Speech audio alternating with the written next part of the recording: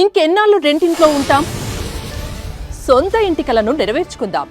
Suman TV biggest property expo October 18th, 19th HICC Novotel Hyderabad. ఇప్పుడే free entry కోసం call చేయండి.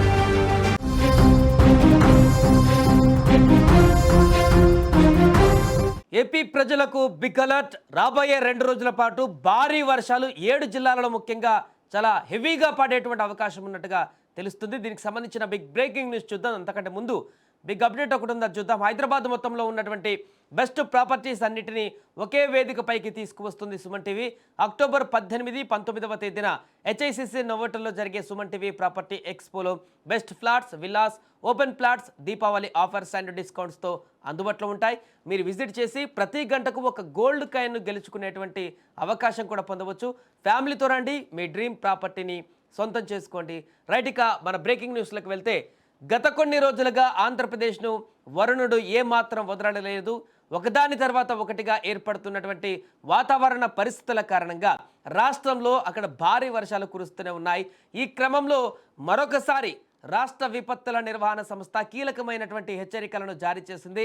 ముఖ్యంగా 7 జిల్లాల ప్రజలు అత్యంత అప్రమత్తంగా ఉండాలని సూచించింది. ప్రస్తుతం రాష్ట్రం పైన ఏర్పడినటువంటి 2 ఉపరితల ఆవర్తనాల ప్రభావంతో రాష్ట్రంలో మరోసారి వర్షాలు పడేటువంటి అవకాశం ఉంది. ఈరోజు ఏకంగా 7 జిల్లాలలో పిడుగులతో కూడినటువంటి వర్షాలు కురిసే ఛాన్స్ ఉందంటూ కూడా చెప్తున్నారు.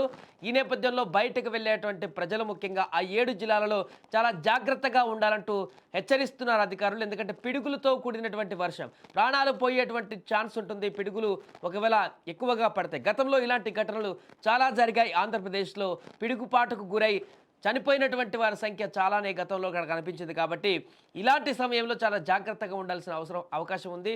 రైట్, ఇక ఈరోజు ఉదయం నుంచే ఏలూరు, కృష్ణా, ఎన్టీఆర్, నెల్లూరు, కర్నూలు, అనంతపురం, తిరుపతి జిల్లాలలోని కొన్ని ప్రాంతాలలో మోస్తారు నుంచి భారీ వర్షాలు కురుస్తాయని కూడా అధికారులు తెలిపారు. అదే సమయంలో మరికొన్ని జిల్లాలలో కూడా తేలికపాటి నుంచి మోస్తారు వర్షాలు పడేటువంటి అవకాశం ఉంది. వాటిలో అల్లూరి సీతారామరాజు, కోనసీమ, తూర్పుగోదావరి, పశ్చిమ గోదావరి, గుంటూరు, బాపట్ల, పల్నాడు, ప్రకాశం, నంద్యాల, శ్రీ సత్యసాయి, కడప, అన్నమయ్య, చిత్తూరు జిల్లాలు కూడా ఉన్నాయి. సో ఈ జిల్లాల్లో ప్రజలు కూడా జాగ్రత్తగా ఉండవలసిన అవసరం ఉంది. అలాగే ఈ వర్షాలకు ప్రధానంగా 2 ఉపరితల ఆవర్తనాలు కారణమని విపత్తుల నిర్వహణ సంస్థ తెలిపింది. ప్రస్తుతం మొదటి ఆవర్తనం కోస్తాంధ్ర, దాని పరిసర ప్రాంతాలలో సముద్ర మట్టానికి దాదాపు కిలోమీటర్ల ఎత్తులో కొనసాగుతుంది. ఇక 2వ ఆవర్తనం నైరుతి బంగాళాఖాతం నుంచి దక్షిణ తమిళనాడు తీరం వరకు విస్తరించి ఉంది. ఈ 2 ఆవర్తనాల కలయిక ప్రభావంతోనే రాష్ట్రంలో వర్షాలు కురుస్తున్నాయంటూ కూడా చెప్తున్నారు. ఏదేమైనా కూడా ఇవాళ రేపు 2 రోజుల పాటు ఆంధ్రప్రదేశ్ వ్యాప్తంగా కూడా ప్రజలంతా కొంత జాగ్రత్తగా ఉండవలసిన అవకాశం ఉంది.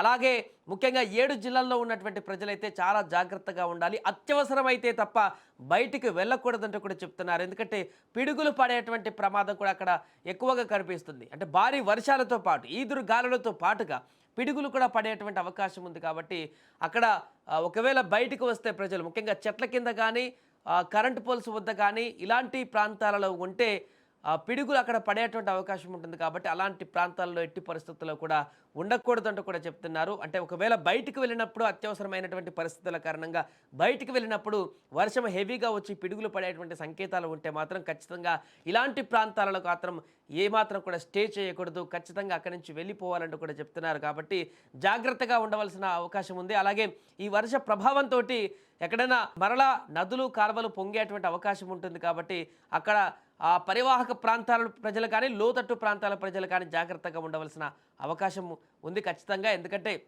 గతంలో అనేక పరిణామాలు చూసాం. వర్షాలు హెవీగా వచ్చినప్పుడు జరిగేటువంటి పరిణామాలు ముఖ్యంగా మనం చూసాం. లోతట్టు ప్రాంతాల్లో ఉన్నటువంటి ప్రజలు ఎలాంటి ఇబ్బందులు పడతారో కూడా మనం చూసాం. కాబట్టి ఇలాంటి ఎందుకంటే ఈ మధ్యకాలంలో క్లౌడ్ బరస్ట్ లాగా వర్షం కురుస్తుంది. ఎట్ ఏ టైం కుండపోతగా కురుస్తుంది. గంటల వ్యవధిలోనే 10-15 సెంటీమీటర్ల వర్షపాతం నమోదవుతుంది. ఈ సందర్భంలో ఊహించని విధంగా ఫ్లడ్స్ వచ్చేస్తున్నాయి. అప్పటి వరకు చెరువు సగం వరకే ఉంది కదా అని చెప్పేసి అనుకున్నా కూడా ఆ గంటలో వచ్చిన వర్షానికి అది నిండి మత్తడి పోస్తూ ఊర్లను ముంచేస్తున్నటువంటి సందర్భాలు కొనసాగుతున్నాయి. కాబట్టి ఇవాళ రేపు 2 రోజుల పాటు ఖచ్చితంగా జాగ్రత్తగా ఉండాల్సిన అవసరం ఉంది. న్యూస్ని ఫాలో కావాల్సిన అవసరం ఉంది ప్రజలందరికీ కూడా. ఎప్పుడు ఏం జరుగుతుంది, ఎక్కడ ఎంత వర్షపాతం నమోదవుతుంది, ఎక్కడ ఏ రకంగా ఫ్లోటింగ్ ఉంది నదులు కానీ కాలువలు కానీ అనేటువంటి అంశాన్ని క్షుణ్ణంగా పరిశీలించవలసిన అవసరం అయితే ఇప్పుడు ఉంది.